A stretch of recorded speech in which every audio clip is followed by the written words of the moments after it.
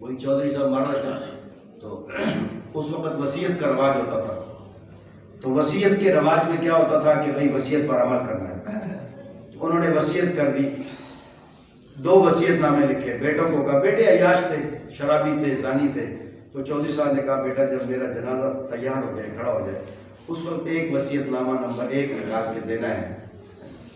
اور وہ وصیت نامہ نمبر 1 جب آپ دیں گے تو امام صاحب جو جنازہ پڑھائیں گے ان کو آپ نے وہ وصیت نامہ دینا ہے کہ یہ جنازہ. اب جنازے میں صفیں لگ گئی, ساری لوگ کھڑے ہیں. تو جیسے ہی جنازہ ہونے لگا تو امام صاحب نے کہا بھائی نیت کر لو. تو ایک بیٹا نکلا, اس نے کہا کہ یہ ابا جی کی وصیت ہے, یہ آپ لے لو. وہ وصیت جب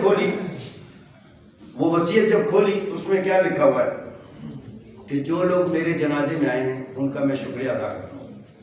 مرنے والا لکھ رہا ہے جو لوگ میرے جنازے میں آئے ہیں ان کا میں شکریہ ادا کرتا ہوں.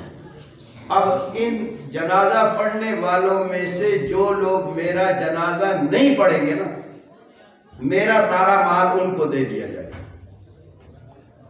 جو لوگ جنازہ پڑھنے آئے ہیں ان میں سے جو لوگ میرا جنازہ نہیں پڑھتے ان کو میرا مال سارا دے دیا جائے. اب لوگوں نے کہا یار مال تو اچھا خاصا ہے اور جنازے کی نماز تو فرض کفایہ ہے, اس لیے یہ تو 2-4 آدمی پڑھ لیں گے نا تو جنازہ ہو جائے گا, لیکن آج چودھری صاحب کا مال تو آنے دو. تو لوگ کھسکنا شروع ہو گئے, پیچھے کھسکتے رہے. وہ سارے لوگ پیچھے چلے گئے, بولا ہم تو جنازہ نہیں پڑھتے. اب وہ 4 بیٹے چودھری صاحب کے رہ گئے اور امام صاحب رہ گئے. امام صاحب نے کہا جنازہ پڑھوں.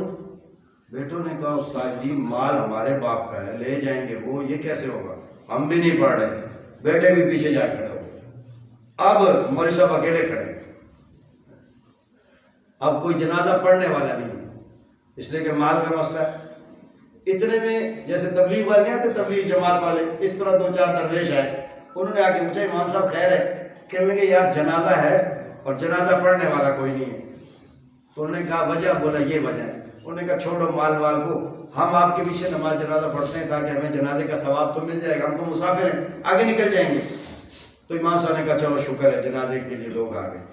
اب امام صاحب نے ان درویشوں کو جنازہ پڑھایا, 3-4 بندے پیچھے نمازی ہو گئے اور امام صاحب نے جنازہ پڑھا دیا.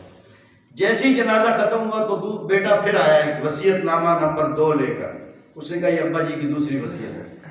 اب اس وصیت نامے کو جب کھولا تو اس میں لکھا ہوا ہے کہ میری پہلی وصیت کا لدم, اس کا کوئی اعتبار نہیں ہے. اب میری وصیت یہ ہے کہ جنہوں نے جنازہ پڑھایا میرا مال ان کو دے دو. اب اس زمانے میں وصیت پہ عمل ہوتا تھا. وہ جو اولاد تھی خسرت دنیا والآخرہ, دنیا اور آخرت میں خسارے میں. جنہوں نے جنازہ نہیں پڑھا انہیں نہ ثواب ملا نہ مال ملا, اور یہ جو درویش ہے یہ سارے چودھری صاحب کو مال لیں گے. تو آج ہمارا حال یہی ہے. سمجھے بات, ہر آدمی چھوٹا ہے بڑا ہے, بس وہ رزق کی تلاش میں, لیکن رازق کو بھلا دیا, رزاق کو چھوڑ دیا. رزاق کو چھوڑ کر سکون کی روزی کیسے ملے گی؟ اس لیے رزاق کو ساتھ لو, اللہ عزت والی روزی دے گا, اللہ عزت والی اور سکون والی روزی دے گا. تو اس کی آپ کوشش کریں گے انشاءاللہ.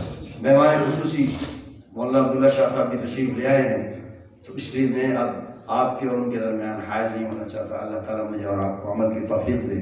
وما علیکم.